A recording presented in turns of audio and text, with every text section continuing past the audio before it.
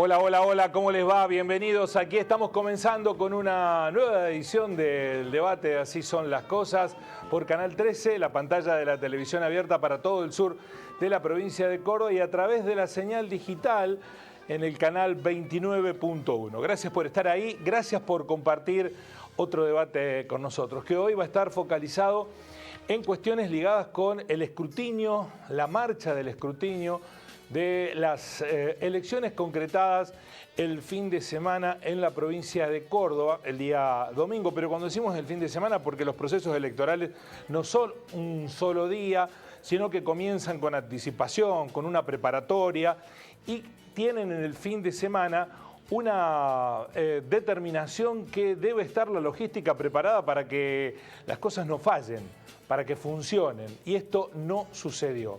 Bueno, hoy hubo una admisión de culpas o admisión de errores por parte de los responsables del armado, de la logística, tanto de la propia elección como del posterior escrutinio.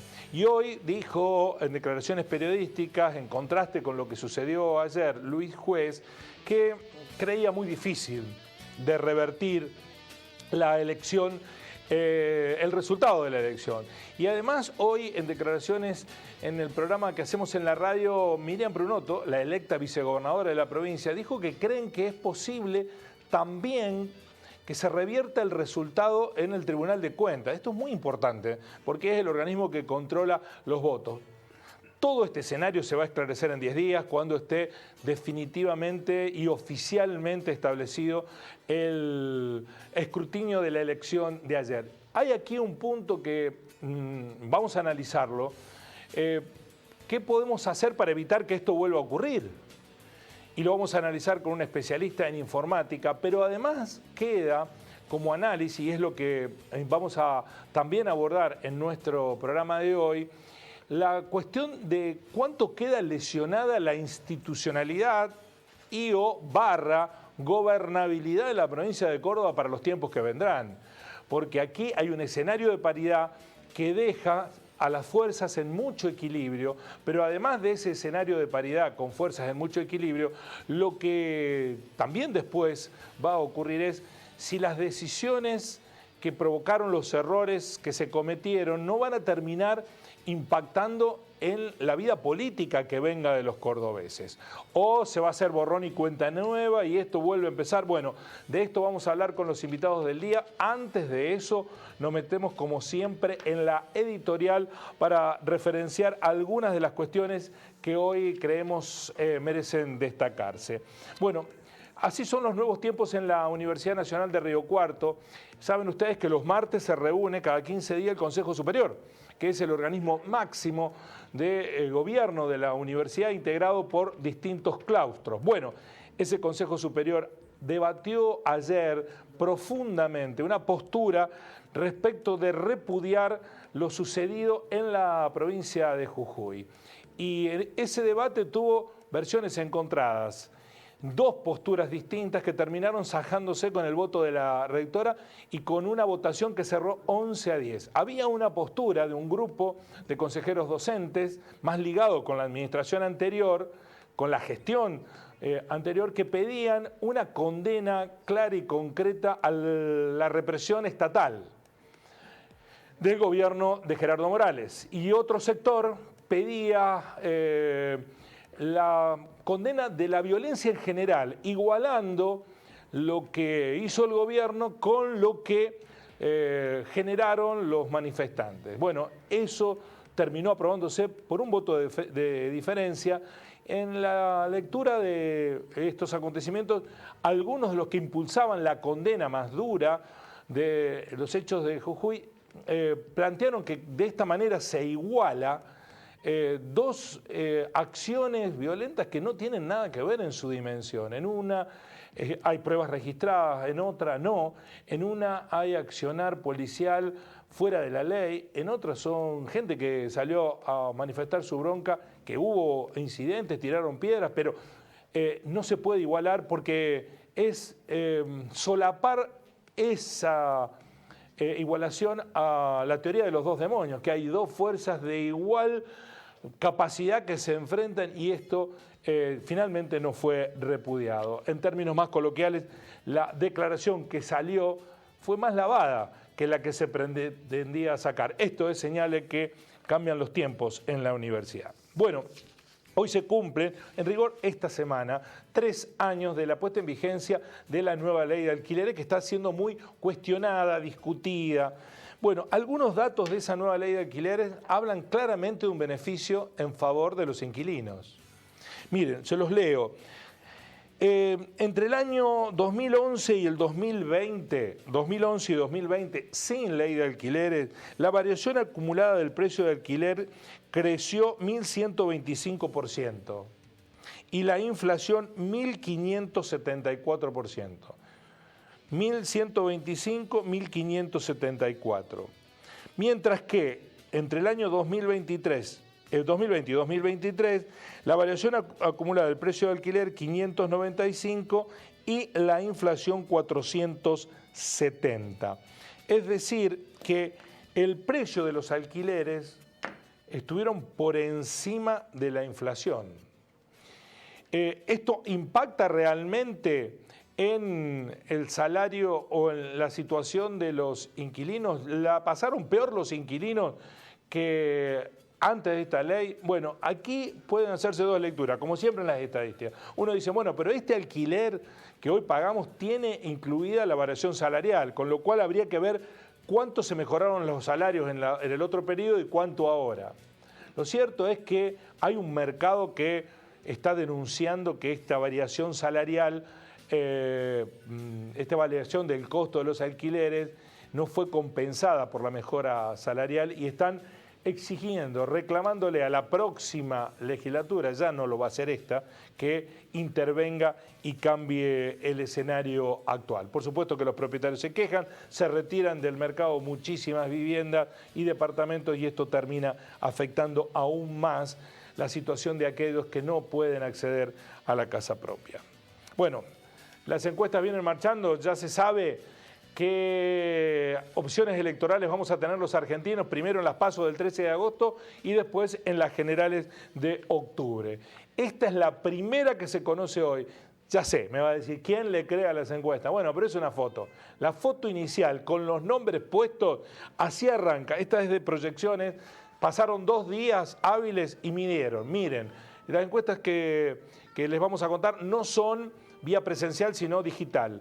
En esa encuesta aparece la fórmula Sergio Massa con Agustín Rossi con el 30,3, mientras que en esa PASO Juan Grabois tiene una intención de voto del 2,5. Suman el 32,8. Mientras que Patricia Bullrich le está ganando la interna en esta encuesta a Horacio Rodríguez Larreta 26 a 14,1. Son 34,7. 34,7 a 32,8, paridad, por encima está Juntos por el Cambio. Javier Milei empieza a perder volumen, le ha ido muy mal en las provincias, tiene 18,8, de todas maneras no es una cifra nada despreciable. Miriam Bregman, 1,7 y la fórmula Juan Schiaretti con Florencio Randazzo, 0,9. Es una encuesta de la consultora Proyecciones que se dio a conocer en la jornada de hoy. Bueno, esas encuestas, como usted sabe, después son reprochadas, la mayoría no aciertan, pero es una primera fotografía, indicio, con los nombres puestos, con las listas definidas de hacia dónde puede ir la voluntad de los argentinos. Por último, algo que no tenemos que olvidar, cosas que no tenemos que olvidar nunca, que debemos seguir recordando, están ligadas con la historia cercana de la República Argentina. Se cumplen hoy 57 años del día que Onganía y sus socios derrocaron a Arturo Illia. 57 años. Cuando digo sus socios, me estoy refiriendo a que la dictadura de Onganía no solamente fue protagonizada por los militares, ese derrocamiento tuvo mucha complicidad de las multinacionales, la Iglesia y algunos sectores civiles que participaron del derrocamiento de Arturo Illia, un gobierno que había demostrado en muy poco tiempo una mejora sustancial de todos los índices de productividad de la Argentina, mejoras salariales, control de la inflación. Bueno, lo derrocaron, porque no estaba haciendo lo que pedían los sectores de poder eternamente responsables de nuestros avatares argentinos. Así son las cosas. Bienvenidos al programa. Saludo al contador Gonzalo Luján, precandidato a intendente de Juntos por el Cambio en Río Cuarto. Gracias por venir, Gonzalo. A Martín Tosel, intendente de Bulnes y precandidato a diputado nacional. ¿Quinto lugar? Cuarto lugar en, bajo la fórmula Massa-Rossi, ¿es así? Así es, la lista de unidad para diputados para la provincia de Córdoba. Gracias, Guillermo, por la invitación, un gusto. Gracias, Gonzalo, también un gusto compartir la mesa. Bueno, vamos a hablar de cuánto quedó lesionada la institucionalidad en Córdoba y de otras cuestiones. Antes quiero saludarlo a Javier Esmaldón, el riocuartense, experto en informática, una celebridad en las redes sociales. ¿Cómo estás, Javier? ¿Qué tal, Guillermo? ¿Cómo estás? ¿Todo bien? Bueno, ha hecho un trabajo muy interesante, Javier, para tratar de no quedarnos en el discurso político de reproche de lo que pasó con los datos y el escrutinio, sino para ir al fondo de la cuestión y poner en claro qué fue lo que falló el fin de semana en la provincia de Córdoba. Digo el fin de semana porque no se trata solo del domingo, solo de contar los votos, sino de cómo se preparó la logística de la elección. Esto tiene un responsable. ¿Y qué fue lo que pasó, Javier, desde tu perspectiva? Mira, lo que pasó era algo que en realidad era bastante predecible. Se lanzó un sistema nuevo, se implementó un sistema nuevo para el escrutinio provisorio. Esto es la transferencia, la transmisión de resultados desde las escuelas a un centro de cómputos, la totalización y la publicación de esos datos, que no se había usado nunca en la provincia de Córdoba y que no se había usado nunca tampoco en una votación de la magnitud de la provincia de Córdoba. Tenemos 9.060 mesas en toda la provincia. ¿Por qué es predecible? Porque intentar desplegar un sistema de este tipo, que es un sistema crítico, es un sistema que no puede fallar, que tiene que andar sí o sí, de la noche a la mañana, o sea, sin haberlo probado previamente antes, sin haberlo hecho de forma paulatina, en una elección a gobernador, cuando debería haberse hecho en una legislativa que es de menor complejidad.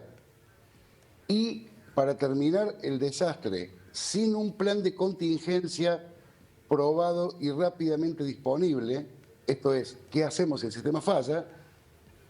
Y yo decía esta mañana, cuando me preguntaban, ¿ves alguna mano negra? Mira, si hubiera salido todo bien, yo sospecharía.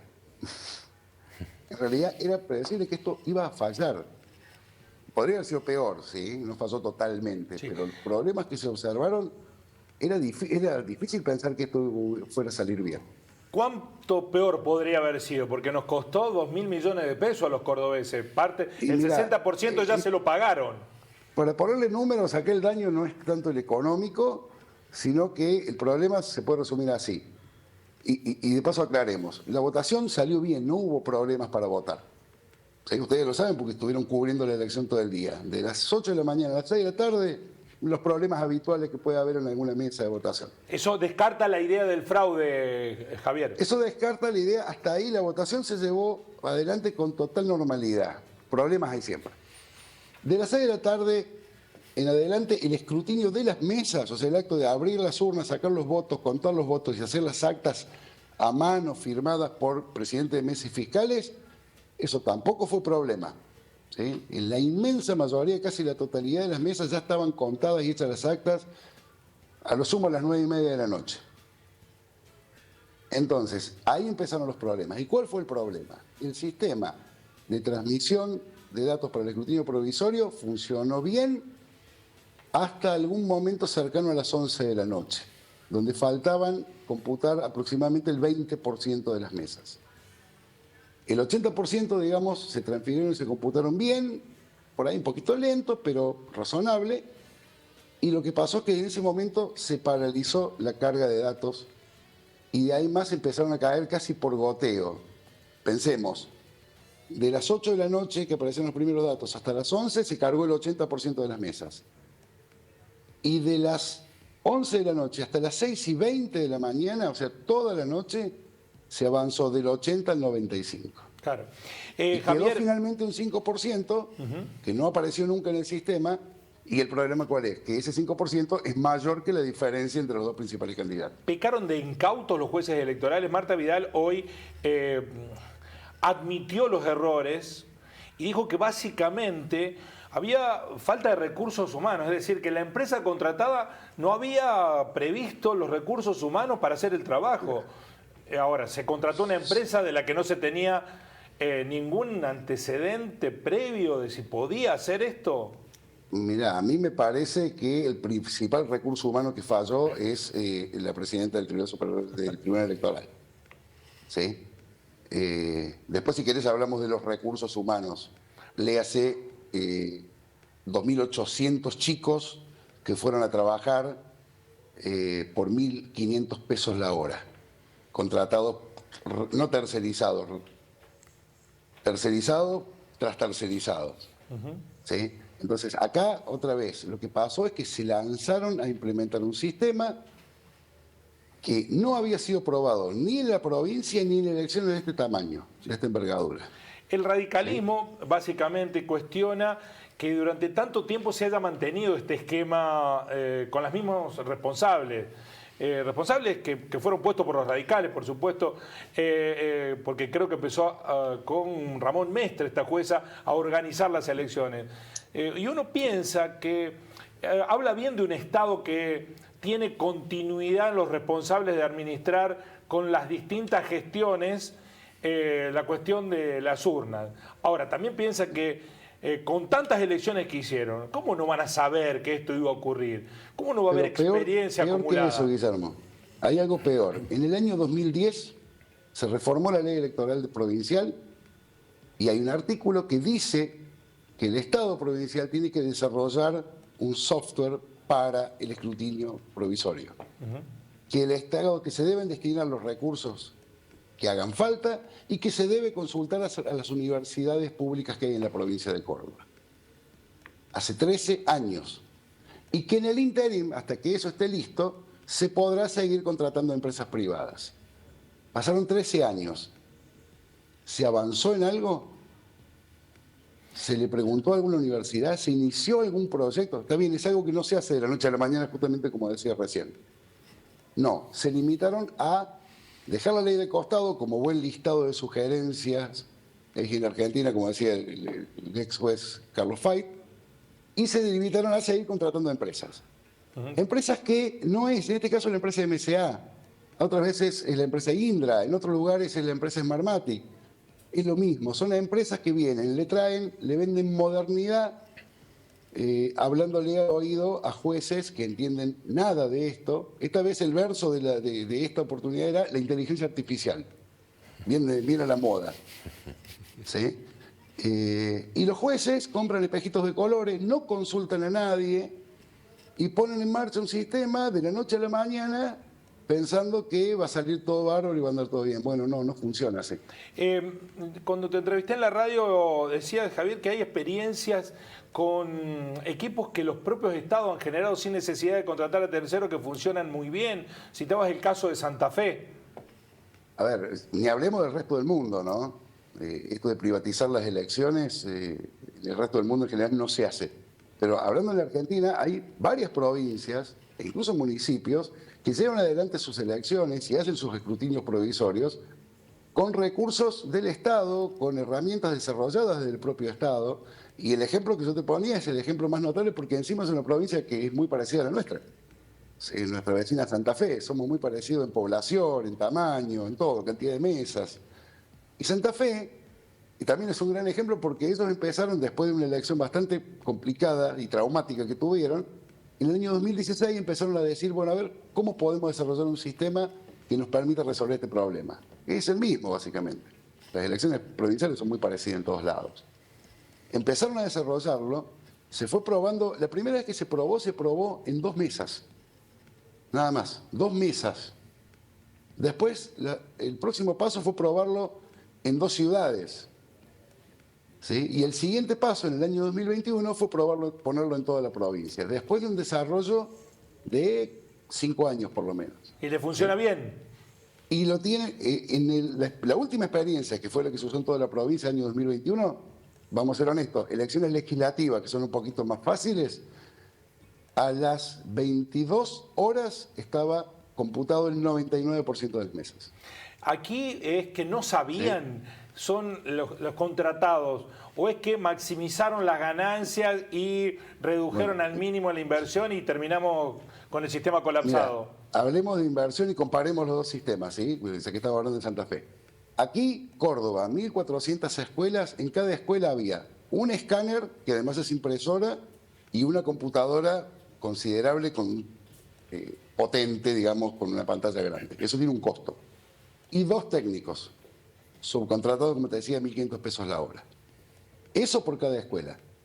En Santa Fe, con el sistema de Santa Fe, en cada escuela, ¿saben qué hay? Un celular, con una app, que la usa el responsable del establecimiento, no hay técnico. ¿Sí? Y del otro lado, sí, en el centro de cómputos en Santa Fe hay 200 personas cargando y controlando las actas. ¿Sí? Que usan, una muy buena decisión, usan 200 cadetes de la escuela de policía, que los tienen capacitados, entrenados, que hacen simulacros, que les pagan el día, obviamente. ¿Sí? Entonces, fíjense, comparen la diferencia. Estamos hablando de una computadora, un escáner y una impresora por cada una de las 1.400 escuelas, más 2 técnicos versus un celular por cada escuela. Sí, bueno, por eso... Y un centro de cómputo con 200 personas preparadas. Ahora, vos decías que podía haber sido peor, lo digo desde la consecuencia política. El resultado fue muy cerrado, por eso tenemos este problema, porque generalmente estos problemas se licúan cuando las diferencias son 7, 8, 10 puntos. Ahí ya no hay discusión. Claro. Si hubiera sido aún más finito, que es posible que sea un punto o medio punto de diferencia, hubiéramos estado con una crisis institucional de dimensiones. Sí. Y es muy fácil, o sea, recién decíamos, el 80% de las máquinas transmitieron bien, el 20% tuvo problemas. Podría haber sido peor y sí, en vez del 20 podría ser el 40. No es más difícil que eso. Cuesta creer, recién mencionaba la responsabilidad del juzgado electoral, y esto para finalizar, Javier, cuesta creer que haya sido solo un error, improvisación, porque se supone que es gente que está capacitada, que conoce, que hace 2 décadas que arma los operativos de elecciones, se instala a la sombra de dudas, incertidumbres, sospechas, difícil de removerla a esta altura de las circunstancias. Ya hemos hablado varias veces a lo largo de los años. ¿Cuántas veces hemos hablado de problemas en los escrutinios por los sistemas informáticos? Cuando no, en las votaciones, cuando en los lugares que se usa voto electrónico. Ahora, obviamente, pasa el tiempo y cuanto más se quiere uno hacer el moderno, en particular jueces que no entienden nada y empresas que siempre están dispuestas a vender la última tecnología, más grandes van a ser los problemas. ¿Sí? Entonces, esto ya pasó en otros lugares, ya pasó en Córdoba y va a seguir pasando hasta que alguien tome las riendas y, en este caso, particularmente de Córdoba, cumpla con lo que dice la ley. Consulte a las universidades públicas, se arme un proyecto para desarrollar un sistema desde cero o le pida colaboración a la provincia de Santa Fe, por ejemplo, que trabajó conjuntamente con la Universidad Nacional de Rosario. Esto se desarrolló en un equipo conjunto del Estado, bajo 2 gestiones de 2 colores políticos distintos. Lo empezó el socialismo, lo terminó el justicialismo, ¿sí? Con la colaboración de la Universidad Nacional. Acá en Córdoba tenemos la Universidad Nacional de Córdoba y la Universidad Nacional de Río Cuarto y la UTN, todas con carreras de informática. Bueno, empecemos. Ojalá que el próximo gobernador lo haga. Muchísimas gracias, Javier. Y gracias porque en otras elecciones no te teníamos como una especie de sabueso informático para saber lo que ha pasado. Y además el efecto de denuncia ha generado, por ejemplo, que se cayera el contrato que MSA tenía para la elección en Córdoba Capital, que ya no lo va a hacer y van a volver al sistema clásico simple.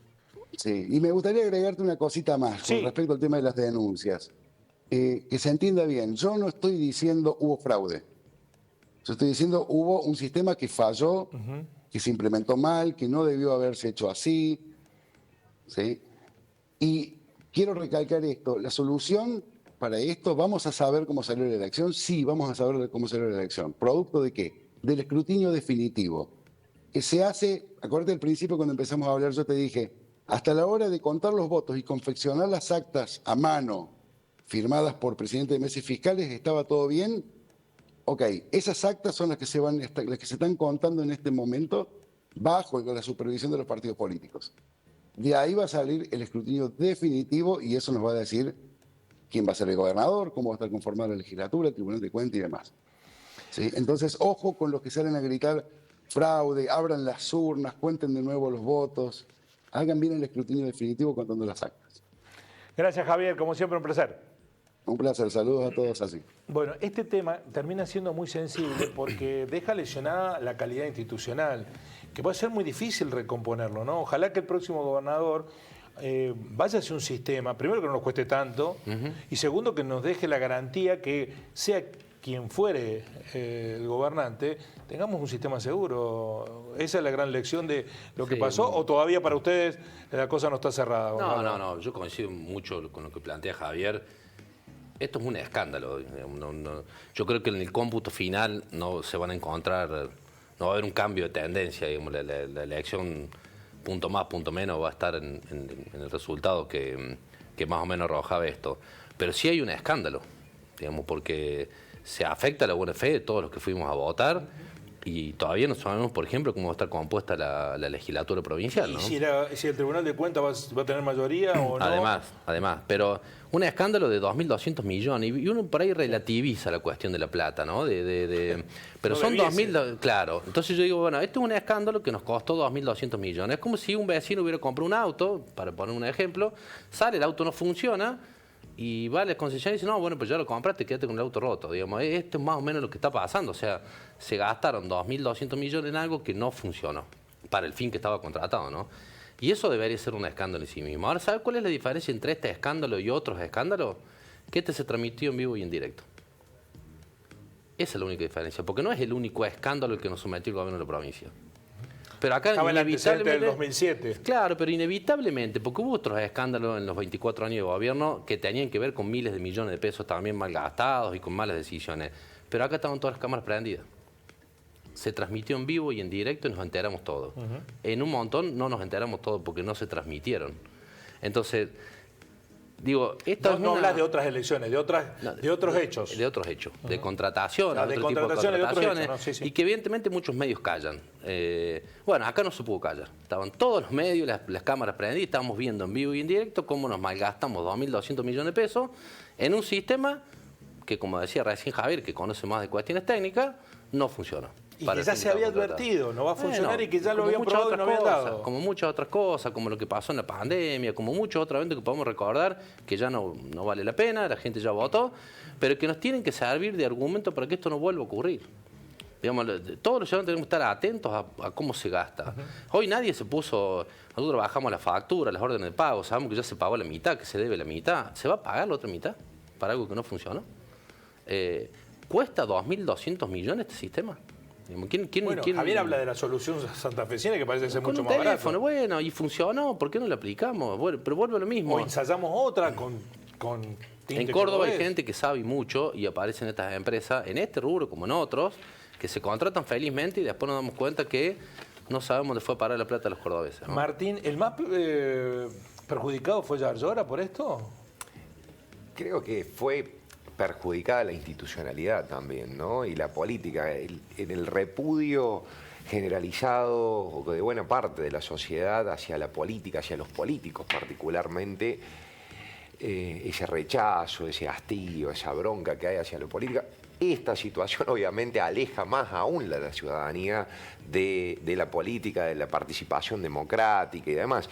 Una de las cuestiones que nos llamaba la atención, además de este problema gravísimo en términos institucionales y no de la elección en sí, sino de cómo funciona el sistema de conteo de votos y de información hacia los partidos y hacia la sociedad en general, obviamente agrava esta situación y también vuelve a hacernos plantear a los sectores políticos que, como estamos, evidentemente no va más esto. Si no hay un cambio profundo, todos los partidos políticos se ven afectados, y ni que hablar los oficialismos, porque ya con la poca baja participación que hubo en las elecciones, esto obviamente los aleja aún más a la gente de querer participar de la instancia democrática, del debate, de aquellos políticos que tratan de hacer bien las cosas y que cuando sucede todo esto muchas veces la sociedad los repudia, los rechaza por culpa de todas estas cuestiones que claramente se tendrían que haber previsto.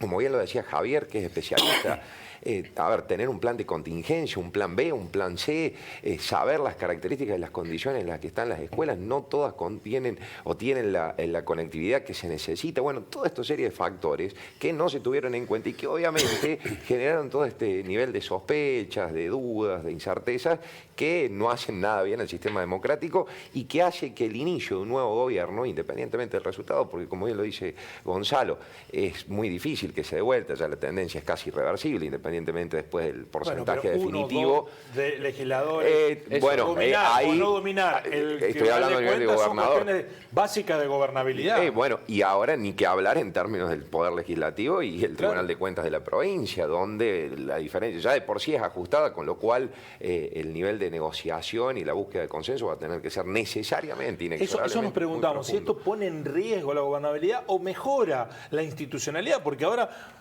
al no haber una fuerza política que imponga su voluntad desde la soberbia de los números, va a tener que sentarse a negociar. A lo mejor en la crisis vemos una oportunidad y tenemos un mejor sistema político. No, el resultado empuja el diálogo. Necesariamente. Eso inevitablemente es así, aunque también el escrutinio definitivo, números más, números menos, ya la legislatura dejó de ser una escribanía. Así venía funcionando. No había necesidad del oficialismo de dialogar con la oposición. Ahora esa necesidad, la gente los pone en la necesidad de tener que dialogar. Ese escenario es muy parecido al del 2007, porque también había un 35-35 en parlamentario. Sin embargo, no mejoró. Bueno, pero hay que ver qué reformas vienen para adelante y cuáles necesitan mayoría grabada y los quórum y diversas cuestiones. Yo creo que empieza una nueva provincia de Córdoba, es inevitable. Creo que va a haber un recambio muy grande, tanto en el peronismo como en Juntos por el Cambio. Digamos, lo que viene va a ser muy novedoso para todos y en cada distrito. Creo que este proceso y este resultado empuja a que eso ocurra. Sí, el analista Ignacio Liendo nos decía que lo que pasó el domingo es una reconfiguración del poder en Córdoba. ¿Coinciden ustedes? Sí, absolutamente. Sí, totalmente. Hay un nuevo escenario del poder en Córdoba. Absolutamente, con nuevos actores, un corrimiento generacional también importante, transversal a todos los partidos, a toda la política cordobesa, como también es un proceso que se está dando a nivel nacional inclusive. Bueno, y eso mejorará, digamos, será una oportunidad. Bueno, es el desafío, ¿no? Las nuevas generaciones, ¿ustedes harán mejor la política o son más de lo mismo? No, yo creo que no. Por favor, al contrario. Creo que nuestra generación aprendió que hay que moderar ciertas cuestiones, ¿no? Y la tolerancia y aceptar las diferencias y que eso no sea una barrera para coincidir en muchas cosas. Con Martín tenemos historias de haber trabajado juntos en un montón de momentos y pensamos absolutamente distinto, ¿no? Y votamos siempre distinto.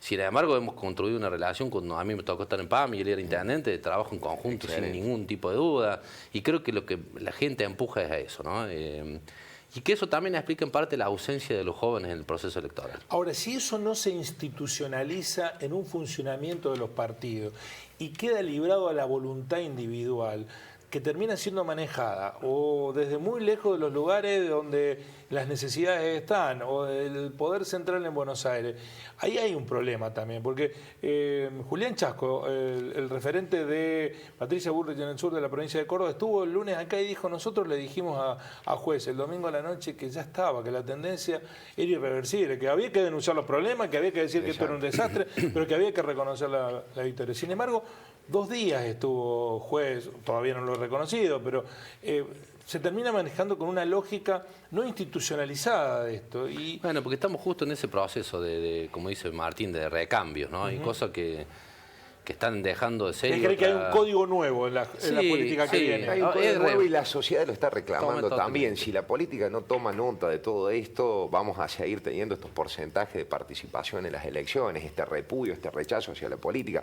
Las nuevas generaciones que comienzan a asomar o que ya están trabajando, transitando por la política o están empezando en ese sentido, o hace un poco tiempo que lo están haciendo, ya claramente son representantes de esto, del diálogo, la búsqueda del consenso, lo que no quiere decir de bajar las banderas o dejar de lado las ideas, el pensamiento de cada uno, muy por el contrario. Ayer justamente escuchaba en una nota que hacían en este canal al intendente recientemente electo con 24 años, uno de los más jóvenes que ganó las elecciones locales para este periodo en la provincia de Córdoba, de Tancacha, y la verdad que él hacía referencia a de un intendente electo por Juntos por el Cambio, donde planteaba que los jóvenes y la participación de los jóvenes, que no es mayoritaria muchas veces en la política, lamentablemente, un gran desafío que tenemos por delante.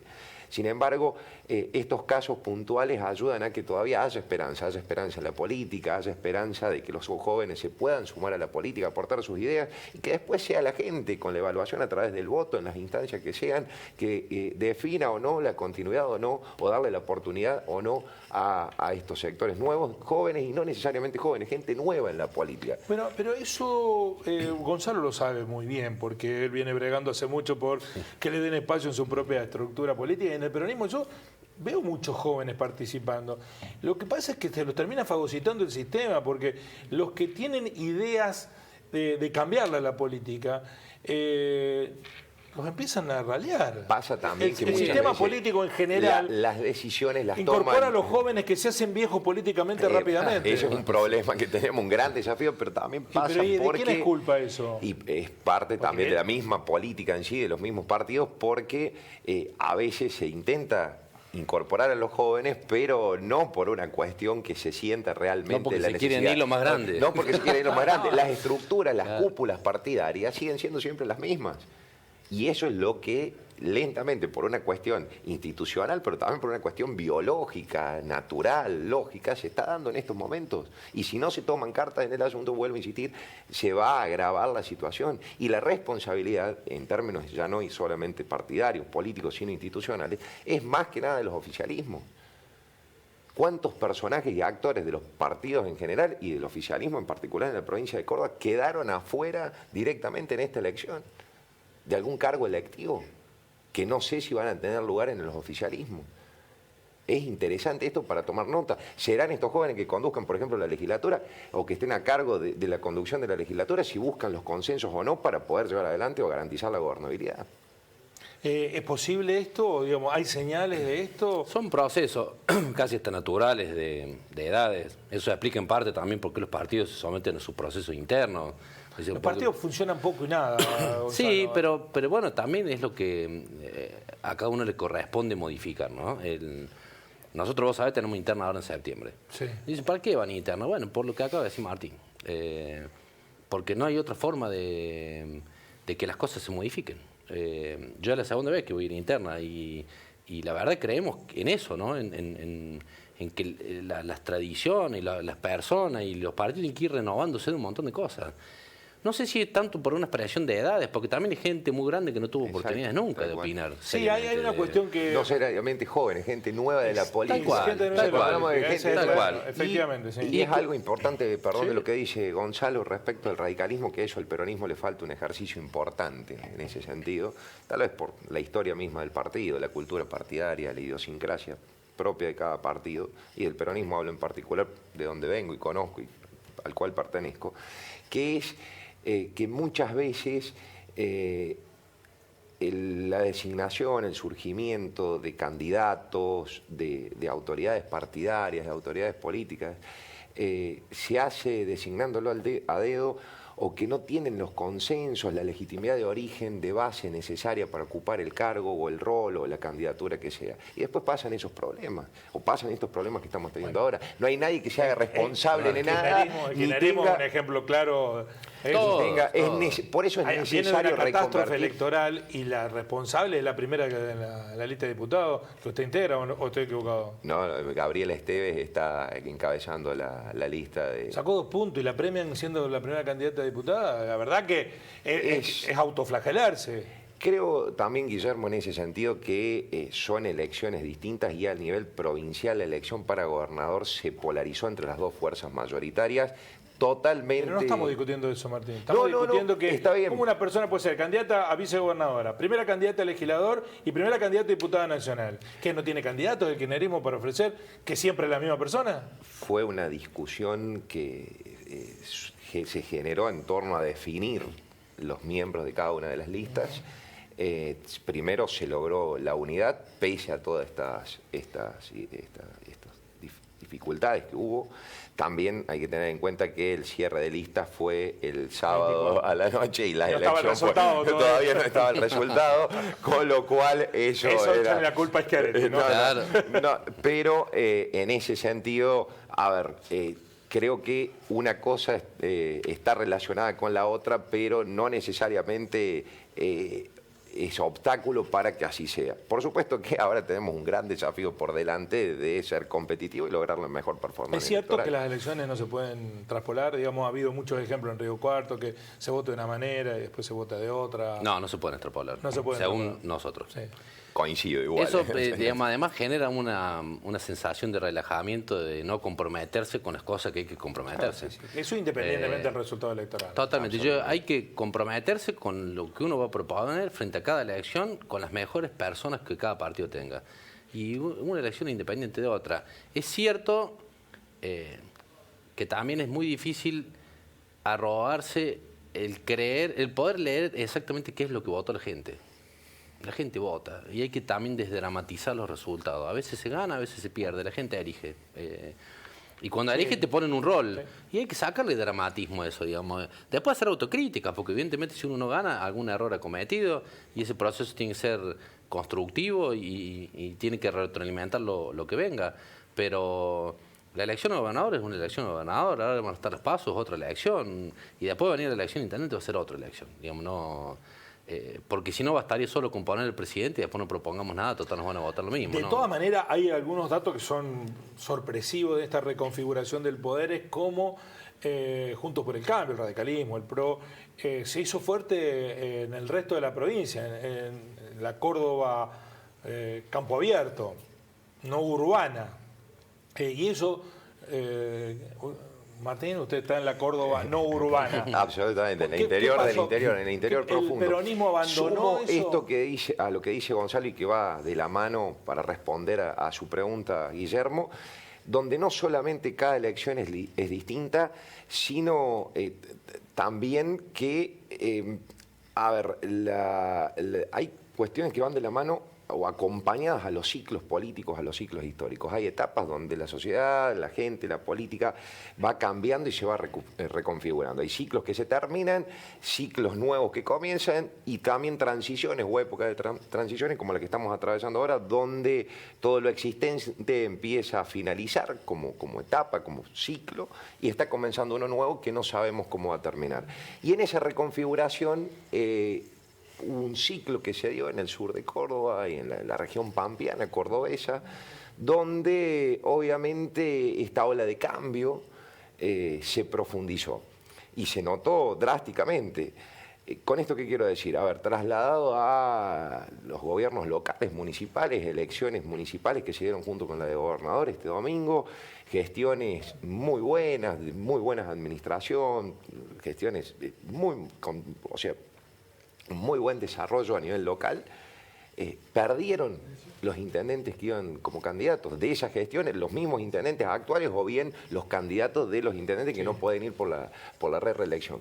¿Qué quiero decir con esto? Que no necesariamente una buena gestión con un nivel de aprobación altísimo en materia de obras, de servicios, de transparencia y demás, garantiza un triunfo. Son ciclos también que se dan porque en algunos casos no necesariamente eran gobiernos locales que hacía 20 años que estaban gobernando, como los hubo también, o más, o 16, o 12, algunos con 8 años, algunos con 4 años. Son ciclos, son momentos donde la sociedad va por un cambio y bueno, se notó en los municipios, lo están diciendo en algunos casos en las encuestas a nivel nacional y en la provincia los resultados que fueron muy ajustados. En Río Cuarto hablan que hubo un efecto nacionalización que lo llevó puesto, que si se hubiera municipalizado la elección, el resultado hubiera sido otro. ¿Es eso? No, ¿O se no. plebiscitó la elección de Llamosa No, también? es medio raro el análisis, ¿no? Yo no. Yo creo que la gente hace análisis bien concreto. Estos son mis problemas, Exacto. esta persona no los tiene solucionados. ¿Qué me propone por solucionar mis problemas? No es mucho más difícil que eso, digamos. Bueno, Lo si demás fuera son por propuesta fue bastante pobre muy la pobre. campaña, Y bueno, eso pobrísima. explica también la poca participación y la ausencia de participación de los jóvenes. ¿Quién le habló a los jóvenes? Nadie. Digamos, eso es una cosa a la que hay que aprender. Y también hay que entender que las cosas son al revés, en términos de eslogan. Había un eslogan que utilizó, creo que mal usado, y lo digo con respeto al intendente municipal. Para darle valor a Río Cuarto había que votarlo a él. El problema es al revés. Es qué valor le da él a los problemas de la gente. Y cuáles son los problemas que le iba a solucionar de los problemas que venía teniendo la gente. Decir, bueno, pero son problemas del gobernador. Bueno, pero él fue casi... Así pasó porque sea candidato a vicegobernador. Iba como primer legislador. O sea, no se trata de darle valor a una ciudad apoyando a una persona. Se trata de que esa persona, qué valor le va a dar a los recuartenses resolviendo lo que había que resolver. Y uno de los problemas más grandes de los recuartenses es el de la inseguridad. Le guste quien le guste. Y se estaba votando Pero ese problema también está en Córdoba, Gonzalo. Sí. Y ahí ganó Yarlora. Bueno, pero eso, digamos, el río Cuartazo que decía Yarlora, se expresó de la manera inversa a lo que se suponía que se iba a expresar. Y bueno, tiene que ver con esas cosas. Quizá en Córdoba Capital habrán hecho otra valoración. No necesariamente las percepciones y los problemas son iguales en toda la provincia, ¿no? En términos de... Bueno, la lectura que muchos hacen, y en esto hablan de un abandono no de obra, sino político, de la capital provincial hacia el resto de la territorialidad. Por ejemplo, se perdieron funciones en el centro cívico, las comunidades regionales No dejaron... funcionan. Están vaciadas de contenido hace tiempo ya. Pero eso era porque era una idea del azotista que el esquiaretismo no quiso continuar. Yo creo que muchas veces hay una disociación entre la realidad, las necesidades de la gente, los problemas de la sociedad y la ciudadanía con lo que piensan, lo que plantean, lo que discuten los políticos. La realidad va para un lado y la política va para el otro. Pero eso, Martín, yo lo quiero mucho, lo respeto mucho, pero estoy cansado de los políticos digan siempre eso, pero no hacen nada para cambiarlo. Y voy a esto, respecto al discurso del federalismo. El federalismo es meramente enunciativo y discursivo. La distribución de los recursos de carácter federal no existe. Se concentra solo en las grandes ciudades y en los pueblos más chicos, y lo hablo como intendente. Si no golpeamos las puertas o hacemos un caminito a Córdoba, no recibimos nada o recibimos muy poco en relación a lo que podríamos recibir o que están recibiendo las grandes ciudades. Y no lo digo en demérito de los habitantes de las grandes ciudades, porque a ver, los problemas los tienen y son mayores, porque son mayores las escalas. Y salvo particularidades, los problemas, como decía Gonzalo, de inseguridad, en materia de salud, de educación, de obra pública, de servicios y demás, son todos iguales, tienen su particularidad y lo que varía es la escala. Y sin embargo la distribución el no problema se de la hace. salud es muy grave. Es muy en las grave. pequeñas Lo hemos- localidades. no, ni hablar, no hay médicos. Río Cuarto tiene no hay médicos. Teniendo algunos 3... especialistas hay que irse a Córdoba, pero tiene una oferta Bueno, pero de en salud. Río Pero en los Cuarto, pueblos no ¿y hay qué nada. pasó con la pandemia? Quedó expuesto a esa situación. Como intendentes en las comunidades regionales lo hemos planteado un montón de veces y sin embargo no se han tomado cartas en el asunto. A ver, y no hace falta plantear o generar debates bizantinos de algunas cuestiones que obviamente hay que discutirlas. Pero discutámoslas en serio y solucionemos los problemas en serio. En esta recorrida ahora por esta campaña para gobernador que acompañaba a los candidatos a legisladores de la lista que acompaña y que apoyaba, los problemas que existen en los pueblos. A ver, estamos hablando de pueblos de zona rica como la nuestra, en el sur de Córdoba, que en pleno siglo XXI no es que no tengan banco, por ejemplo, no tienen cajero automático. A ver, una persona jubilada que tiene que cobrar la jubilación, tiene que pagar un taxi, por lo tanto, de los 70.000 pesos de la mínima que cobra, necesita 5.000 para pagar un taxi y ir hasta el pueblo vecino a cobrar la jubilación. ¿A usted le parece que pueda suceder esto en pleno siglo XXI? Y la política está debatiendo cuestiones bizantinas, donde la realidad va para un lado y las necesidades son otras. No hay médicos en los pueblos. No hay centros de residencias de larga estadía. Geriátrico, estuviste en el PAMI, González, lo sabés. Pero perdón, ¿Qué es esto? recién Javier decía un dato que hay que saber leer entre líneas. Si no se pudieron transmitir las actas de los colegios porque no había conectividad, No hay significa que no internet. tienen internet. Exacto. O sea, Estamos básico. planteando debates bizantinos Sí, sí. de la discusión teórica del federalismo, por ejemplo, y la gente no tiene esos problemas resueltos. Claro. Entonces, a ver, mientras la política siga yendo para un lado, y voy respondiendo a su pregunta, Guillermo, y lo digo como autocrítica desde la política, y la realidad va para el otro, y bueno, no nos quejemos después de la baja participación, del repudio, del rechazo, del hastío, de la bronca de la gente hacia la política. Córdoba tenía un nivel de participación que eran interesantes, las dos veces que menos participación había habido era el 70 y el 72%, 2019, 2010, no, 2007, y me da la sensación que ahora en las PASO, con el estado de ánimo que hay en la sociedad, se va a profundizar esa escasa participación. Es muy difícil reconstruir la relación entre la sociedad y la política si no se llega con las soluciones. Bueno, digamos, vamos a seguir redundando en lo mismo, digamos. Depende lo que cada uno proponga, porque la gente, algo te moviliza para levantarte un domingo e ir a votar. Cuando no te moviliza nada, no vas. Yo no creo que se trate de multa o no multa, digamos. Acá hay que construir una nueva causa y esa causa la gente la tiene absolutamente clara. La que no la tiene clara muchas veces son los dirigentes que se postulan en una elección. Vuelvo a lo mismo, el armado de equipo, el armado de las propuestas, los diagnósticos y decir exactamente qué, cómo y cuándo se va a hacer, es lo que la gente está esperando. Mientras eso no pase, y bueno, la gente va a seguir esperando que aparezca alguna vez algo por el estilo para poder ir a votar un domingo.